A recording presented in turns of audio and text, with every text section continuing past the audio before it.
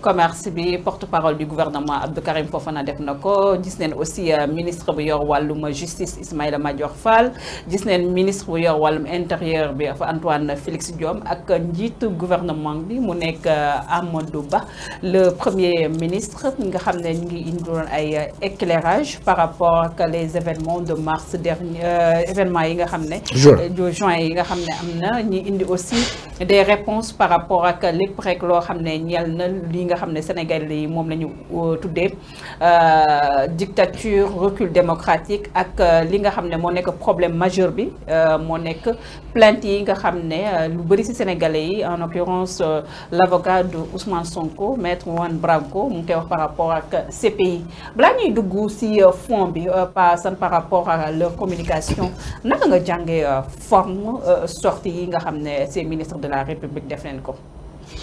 Alors Ndiap on a suivi mais man xam léegi on est tellement assailli par l'information que da ngay xool rek li la si intéressé et les gens n'ont pas le temps de s'asseoir des heures pour déglu nit. Ah oui.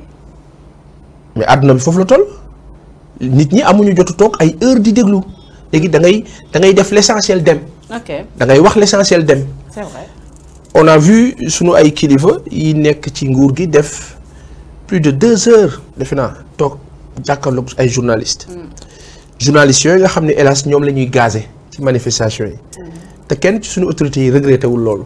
waxu ci àdduwu ci newul ne journalistes yi ñuy gazé et journalistes yi aussi ña fa newoon je me suis dit mais lu tax waxuñu ci loolu.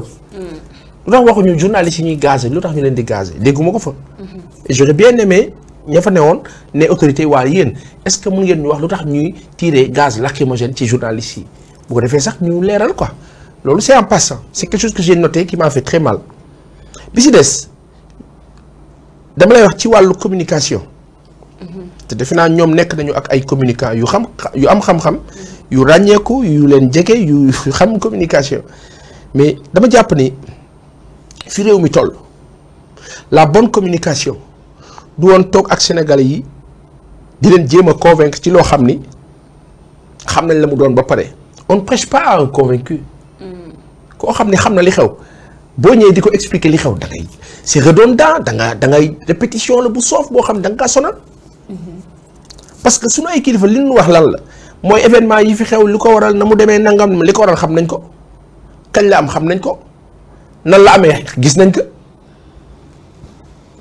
fan lañ ko defee xam nañu fan la les 4 questions de l'information le où le quand le comment le qui le pourquoi à la limite les 5 on sait léegi ba nga xamee ba pare njàpp bi tey à quoi bon yow njàpp nga ñëwaat di ma ko wax foofu la base communication bi nekk moi j'aurais super aimé toog dégg suñu ay kilifa suñu gouvernement nañu xam nañ ni tension am na ci dëkk bi te lu ñu rëccu la bu ñu sañoon du am li ko waral xam ngeen ko tension la bu jóge ci benn verdict bi yoon a ko dogal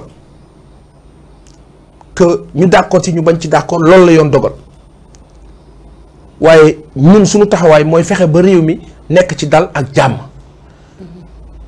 te daan ci dox daan ci wax di ñaan nag askan bi ñu fekk xam nga ñun dañu am benn cat suñu nguur bi régime bi li may naan nañu bàyyi baatu nguur tey wax ndénkaane askan bi ndénkaane askan bi ñu dénk ñi fi ne dañu am benn cat ñoom ce régime là dañu am benn cat xam nga ñoom jàpp nañ ni suñu waxee askan bi ñu ngi leen dee ñaan dañuy jàpp ne ñoom dañuy suufee alors que effectivement ñoom dañu war a ñaan askan bi mais ñoom ils veulent le contraire dañu bëgg askan bi naan leen ay waay jàppale leen ñu ay waay dimbali leen ñu alors que ñun ñoo leen dénk ils sont délégataires de nos pouvoirs donc ñoom dañu war a dem dans le sens on est là pour eux nous sommes leurs serviteurs kon il faut que mais non ils nous parlent de l'autoritarisme et c'est difficile booy communiquer ak nit koo xam ni yow yaa ko soxla ñoom bi ñu soxlaa pour ñu voter leen pour ñu jàppale leen pour ñu falu ci kaw Abdoulaye Wade ils étaient tranquilles et en tout cas ils avaient l'air sincères mais bi ñu toogee dañ ñëwoon beneen kanam mu nekk lu diis te looloo tax seen communication du jàll parce que rapport de confiance bi dafa désuet dafa dee c'est-à-dire lii tax mu ngi mel ni tey nga invité ma ma ñëw di wax te déglu woo ma wala bëggoo ma déglu dafa mel da nga maa invité rek juste pour la forme émission bi daf laa soof mais bu fekkee di nga ma déglu di nga am intérêt bi donc juste dire que c'est une communication boo xam ne la preuve ba muy am Sénégalais yu bëri déglu mu leen ce qui est grave moi quand mon gouvernement parle j'ai envie de l'écouter mais ñoom ba ñuy wax maa ngi defar sama ataaya sama bouilloire bu toll ni Sénégal laa yore def ci ndox ba mu fees war nga ba mu fees naanaka le suukar tuuti la naan jékki-jékki ma zappé xool match jékki-jékki ça signifie pas que c'est de l'irrespect wala ñàkk war ma non ça veut juste dire que li ma amal intérêt li ma amal njëriñ laay déglu. lan moo ma amal njëriñ est-ce que toog déglu sama ay kilifa ñuy wax pendant 2 heures loo xam ne xam na ma ko wala lan la mais finalement professionnellement après jël naa sama temps 2 heures 3 heures du matin ma ne xaaral ma déglu bu baax parce que le Premier ministre qu'est-ce qu'il a fait il a été un modérateur. Et je trouve qu'il a été à la limite très intelligent. Ah oui? Parce que les critiques acerbes dans le comment, dans le monsieur Ba Amadou, et j'ai trouvé qu'il a été au moins intelligent. Il s'est arrangé d'être le simple modérateur pour dire par-ci par-là, bon, je suis là par là, on est là pour ça, voilà, les grandes lignes. Il y a des le ministre de l'Intérieur, le ministre de la Justice. Mais est-ce que le ministre de l'Intérieur aussi pas ça nekkutoon aussi dans son rôle parce que ku wax ministre de l'Intérieur da ngay xam ne carrément moom moo nekk le chef de la police wala sax lépp rek loo xam ne ñeel na wàllum sécurité li nga xam ne moo nekk les Sénégalais est-ce que nekkul loolu moo justifier fermeté bi nga xam ne nemmeeku nañ ko par rapport à ces explications les événements ce qui s'est passé surtout le blocus bi nga xam ne nit ñi ñu ngi koy ñaawlu bi nga xam gis nañ force de l'ordre ñu koy def du côté de chez Ousmane Sonko est-ce qu'il n'était pas aussi dans son rôle? Ce n'est pas une affaire de rôle, Ndiap. C'est pas une affaire de rôle. C'est juste un travail à faire. Ce n'est pas un rôle. Il fait son travail. Par rapport à sa communication. Je veux dire, mais je veux dire, c'est pas qu'il joue son rôle ou qu'il doit jouer son rôle. Il doit faire son travail. Lequel travail est ou doit être bien fait.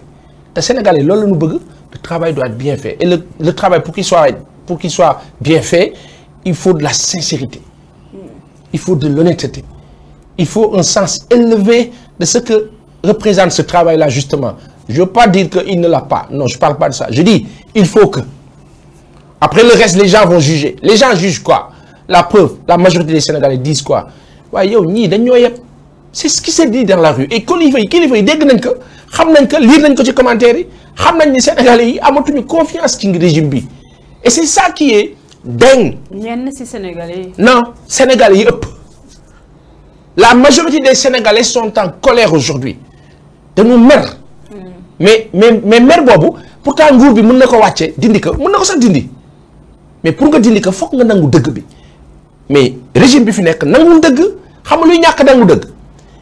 Mettre la pression sur les journalistes, sur la presse, pour qu'ils ne mettent pas de dëgg ba ñeneen ñoo ñuy waxal dëgg bi. Ce que France 24 a montré avec le monde ak ñeneen.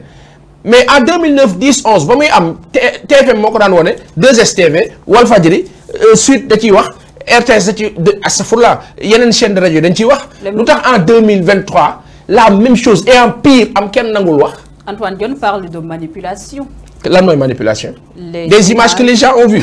Daal ñëpp giseen ndox non soyez sérieux loolu mënu nekk manipulation c'est-à-dire que li gën a grave aussi mooy ngay wax ak ay nit ñu xam ne lii am na wala amul. Sénégalais yëpp laa la wax lisez les commentaires dans la toile na kilifa yi dem ubbi commentaires yi lire que les gens sont dans tous leurs états mais boo jiitee ay mbooloo aussi da ngay nangu dëgg bi ñu laa wax soxna si mënoo jiite ay mbooloo bëgg leen gëmloo lii du ndox. ndox la nu gis que nga ne leen non te yow xam nga ni xam nañ ni lii ndox la nga ne non il faut ngeen gëm ne que mais qui manipule qui on voit des gens qui armés ak ànd ak sécurité bi waaw ba pare je ne vois pas le problème Ndiap sécurité bi bu fekkee dañoo civil y a pas de problème le problème c'est pas que ay nervis lañu wala ay civil ak ay policiers wala gendarmes yu civil c'est pas ça le problème ce sont à la limite ces crimes-là qui ont été commis du question sol nañu tenu ou pas question de li ñu def lan la léegi ñi def lii ñan lañu ci la ñu bokkuñu ce sont des criminels il faut que nguur bi ne état bi ne waa ñii moom ay criminels lañu il faut dire ça c'est ça le problème léegi une enquête va être menée d'accord. Ouais. Ce que les gens ont vu de visu flagrant délit la on a vu de visu léegi nag après manipulation bi c'est quoi après ñu dañuy ñëw nañu non vidéo yi yàgg la wala amu foon wala du Sénégal c'est ce qu'on dit léegi-léegi nga gis ci internet bi ñu génne dara ñëpp xam ne dëgg la ñu ñëw ne la fake tax yow xam nga ni dëgg la ñu ne la fake jël loo xam ne du fake dëggal ko. Aujourd'hui il arrive qu'on donne des informations Dakar taw ba inondé RTS ne la après la pluie le beau temps wan la fan résidence ak fenn foo xam ne amul ndox. waa léegi loolu du fausse information. faux beau temps moo fi nekk loolu du fausse nouvelle. loolu du désinformation. loolu du fake la pourtant ce sont d'excellents professionnels ñoo nekk RTS mais bu fekkee dañoo nekk ci mul ñu sant leen ko ndeysaan ñu nekk victime loolu. et c'est ça le problème gis nga jàpp dafa am loo xam ni sunu borom wax dëgg yàlla ci moom la ñoo wàkkirlu amul nit ci àdduna bu am maqaama wax loonu loo xam ne du dëgg te ñu gis ni lii du dëgg wala ñu gis dëgg nit ne non bu ko wax amul wallahi azim parce que duñ ko nangu xam nga duñ ko nangu parce que mënuñu ko waaw fenal waxal na nii manipuler non parce que Sénégal il faut que aujourd'hui njàpp xam nga lu tax ñu agsi fii nëbb dëgg bu bare maanaam dëgg bi ñu kaa gis 2012 ñu ne non ñuy day nagal 2012 2013 c'est-à-dire ba 2019 ñu ne non dañuy gérer ba 2022 ñu ne dañuy gérer 2023 moo explosé maar day si. C'est vrai. Donc aujourd'hui il faut que autorités yi yore nguuru Sénégal en tout cas ndénkaane askan bi il faut ñu dellu à la raison xam ni doomi aadama rek lañu du question ne yor naa pouvoir de signature j'ai la force je vais prendre quelqu'un je vais l'affecter où je veux wala je vais prendre quelqu'un je vais lui faire ça parce que maay signé maa yore doole bi mais bis dina ñëw dootoo ko yor te xamoo kañ laa jeex. yaa ngi naan il faut ñu delluwaat si lépp.